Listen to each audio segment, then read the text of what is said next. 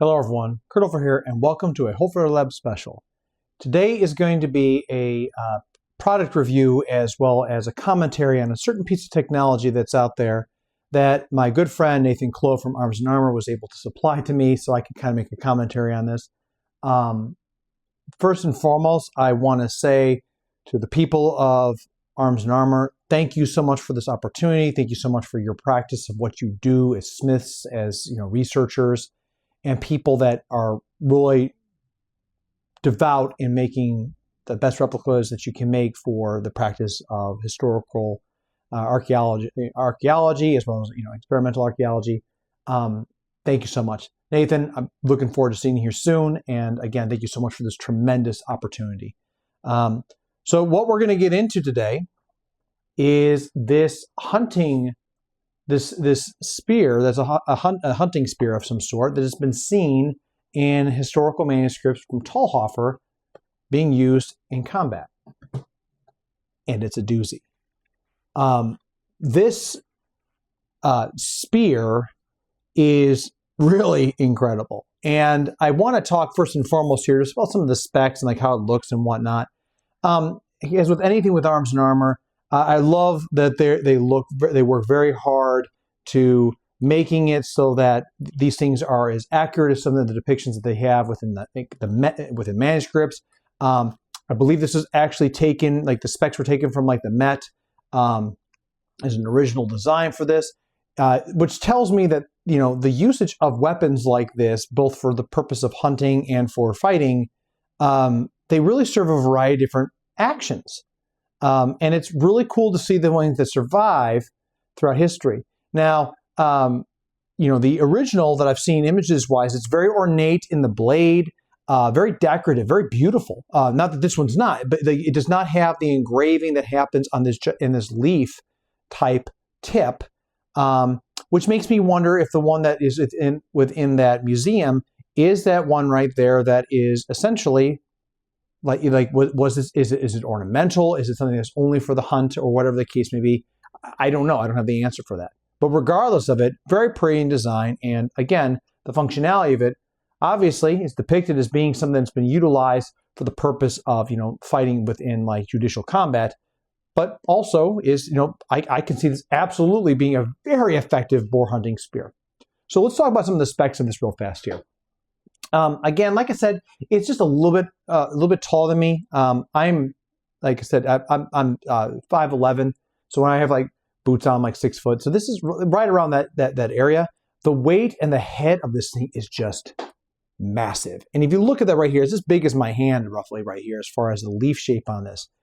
That really makes a very reinforced point when it comes down to sticking this into something.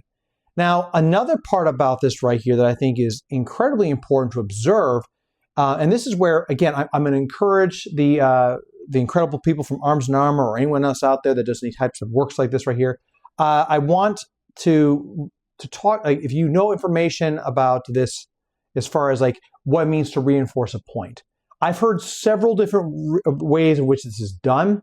The ways I'm familiar with, and I think that's what we're seeing right here, is that the bigger leaf that we have right here, it's reinforced because you have an edge alignment that allows you to drive in. The other way that I understand reinforcing a point is if it's a little bit broader in the tip scope right here, as far as this goes right here, because ultimately that is a way of being able to make sure it really drives the point where it needs to go into something. But that right there in itself is how I understand reinforced pointing is really supposed to be. The big leaf shaping in this right here also, if you think about this, is as far as like, a contact on, a target is concerned, it would create incredible wounds, which is actually something right here that I really like about this right here. If you're talking about if this is meant to be a boar hunting weapon, it makes a lot of sense because boar have a tendency to ride up on the lances, and historically known that. We've seen, they've talked about that.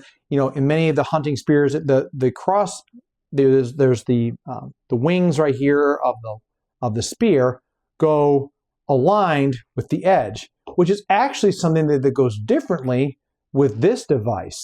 Now, this is where I start talking about some of the functionality of this, because I don't know, and this is where, again, this is where I think that, you know, the jury is out until we find out more information. I don't know if this is meant to be fought so that it is closed or if it's supposed to be open. Now, I want to talk about why I think those types of things right there is because if you talk about entry into a body where you might come across bone, there's a point where if it's right here, this is going to stop and then lock and pull open. So I kind of wonder, because again, like this thing can shift relatively easy. It's stiff, but it's relatively easy to turn it. It makes me wonder if this is something that as it hits, as this goes into the body, it hits the rib, and then this right here pops and basically locks us into place even more so. So it's like almost like a trap mechanism of some sorts. I'm not certain on that. But that's what I thought about, because again, if I hit this right here, a thing that would concern me is if I had this thing open already, if it comes down, is there a possibility that maybe I miss, maybe it hits the rib and it goes like this, and now it goes through and now the animal rides up. I don't know. That's where I kind of feel like this is something that's meant to be like half open so that when it does hit, it rides up and then snag and lock, it hits in both spots right there because it creates a wound against the skin, everything else, it gets the stop point for that. Again, jury's out on that, but that's one of the things that I was really kind of thinking about that. Part of the thing I really love about the design is that you have this brass working right here. It's really fantastic. It's very, very easy to edge on this. When I was doing some handling, which, I mean, you've been seeing some of the movements right here, but I'll throw all of it here up for more in a little bit. I was very easy to put my thumb and rub my hand to a spot where I could find that, and it told me where this edge is at. And it is very, very, very nasty.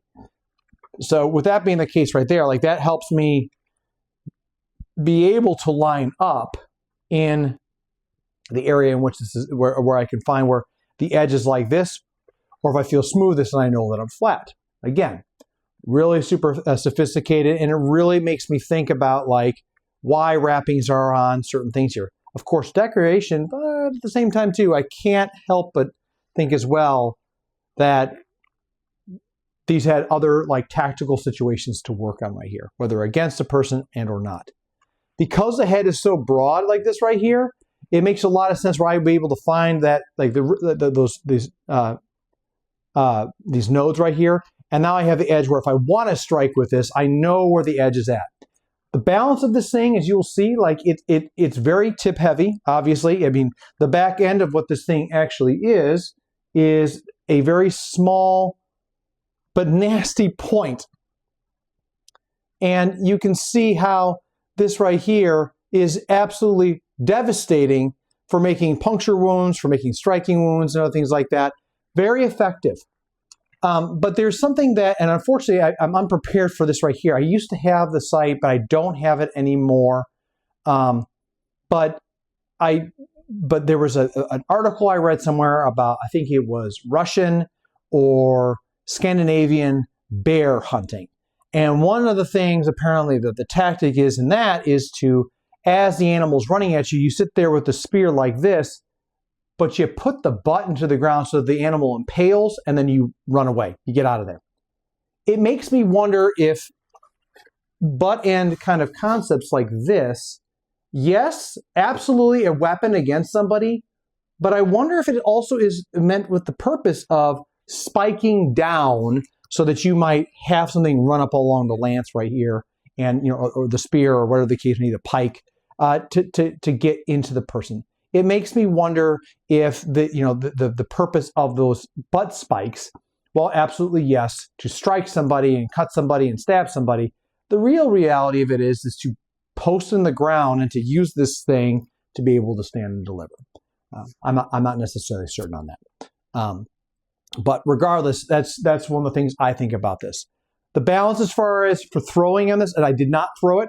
This is not mine, so the balance on this is very close to the front area, which actually I think might actually make it easier to throw on horseback, where if I have it say like this right here, I could sit there like this where the small spike is up and then come right here, and now I can drop this down into position. I also think that when it comes down to carrying and throwing this thing right here, It is very possible that it is, able to be launched in different directions, as far as like on the foot, right? So I can turn this around very quickly so I can pull that back, or I can just cast this out with great ease. Either way, that spike right there is very interesting, and the balance of it feels so good for striking, for thrusting. It really accommodates a lot of those different areas out there. So, but with that being the case here, I want to take a second here away. So we're going to take a look here, and I want to show the footage of the handling of this tremendous weapon, and then we'll circle back here in a little bit to discuss further and to close out.